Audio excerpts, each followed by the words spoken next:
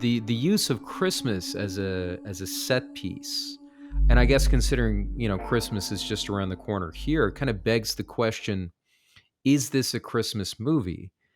And if so, how? Um, what did you think about that? We've talked about kind of the Christmas lights and things like that. It's worth talking about the history of Christmas, right? As it seems to us as we go through it as a kid, like, oh, this is just the best holiday ever.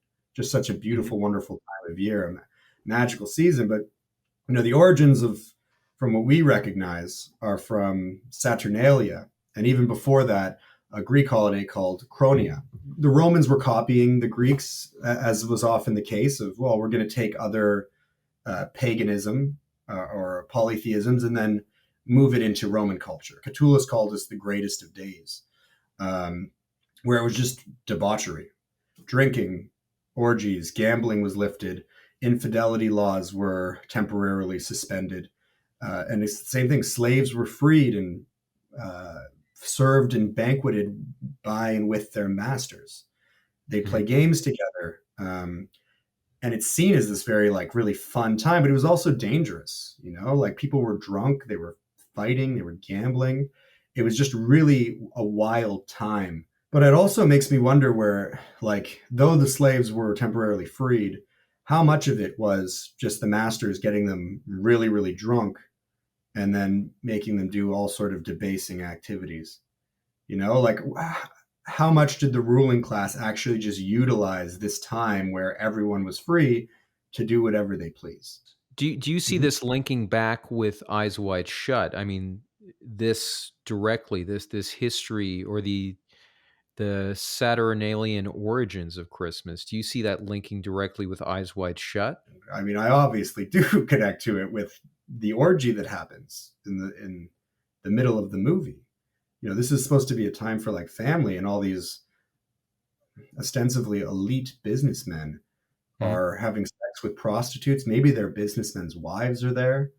And, it was really important to the cultural unconscious of the Romans because it was like a time when you could let the wild in you come out. You could let your dark side come out. And it was only for a week, and then it's right back to business as usual. Get back into line, pick up that stone.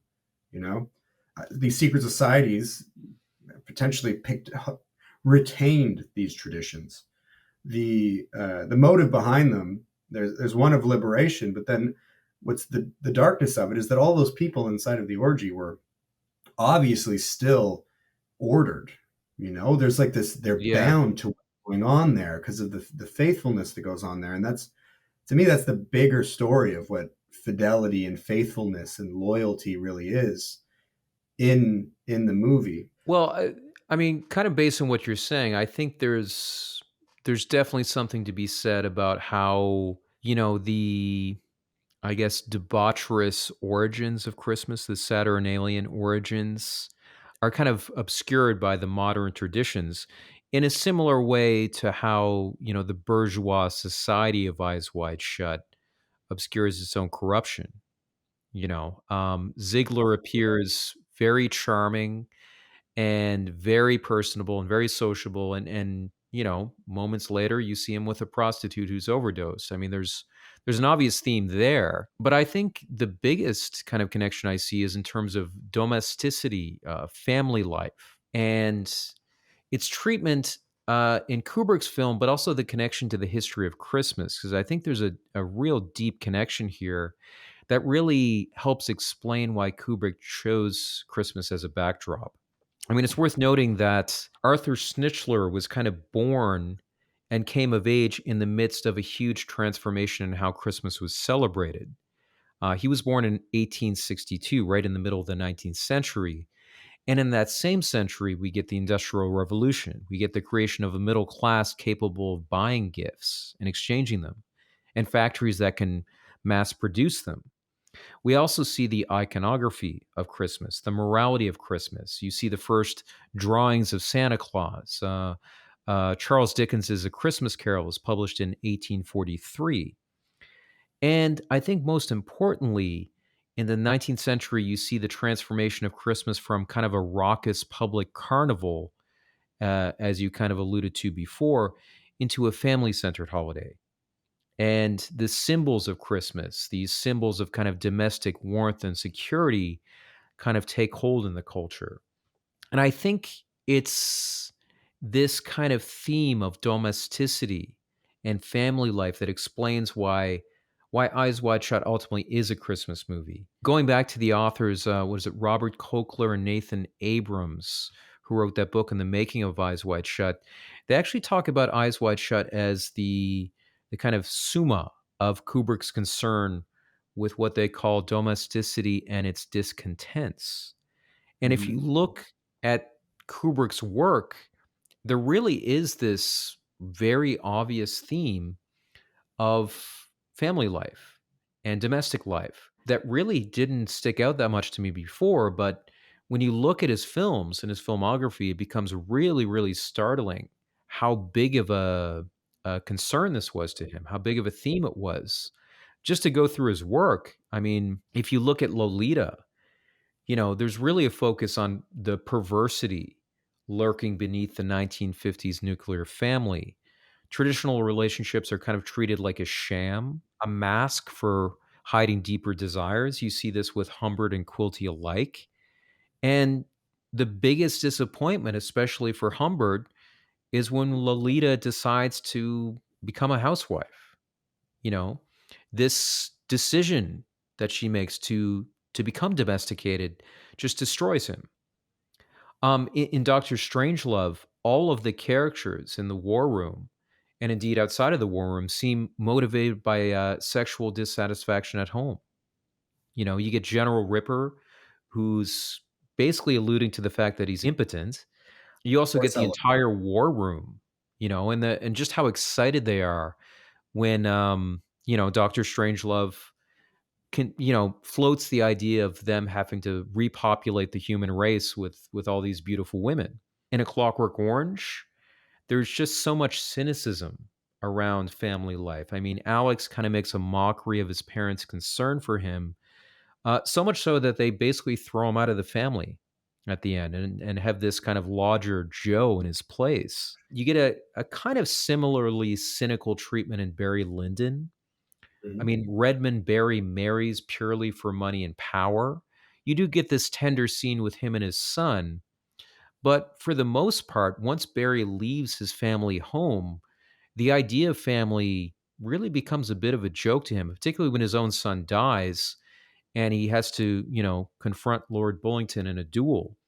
There's a lot of violence there. Even in 2001, the loneliness of the astronauts, their separation from their families, you see them talk with their families on, these kind of video calls, but you almost get the sense that the part of the reason they're there in space is, maybe because of a deep sense of alienation or dissatisfaction from their families.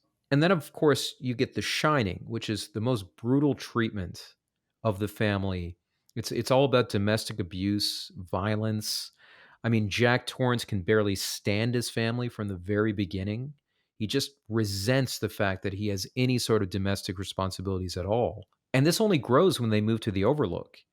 I mean, he already basically failed to be a breadwinner in Colorado, and he fails again at the Overlook. He fails to become a novelist.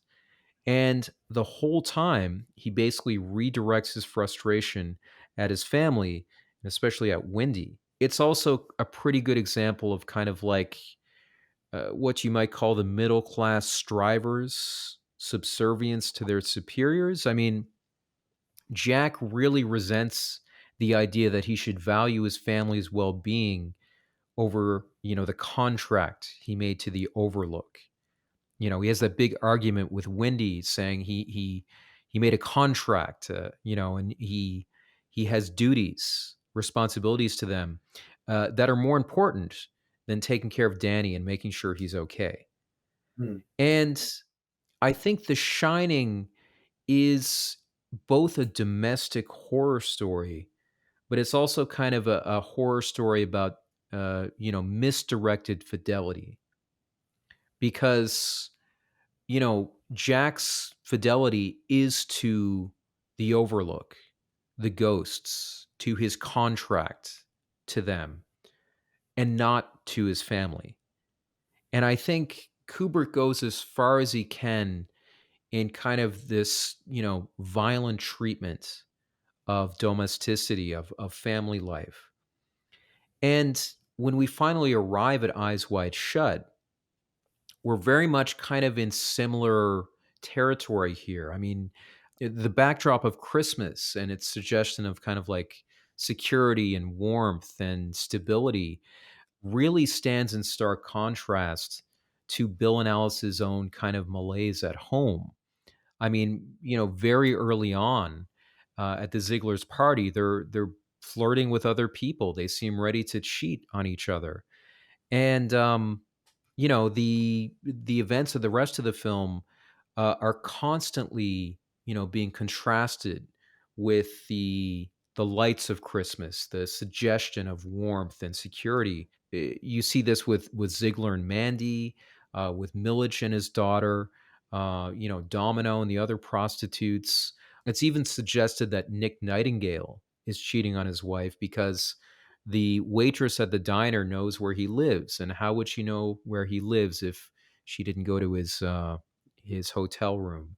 And he has a family in Seattle, so obviously, or at least maybe, it's strongly hinted at that he's cheating on her.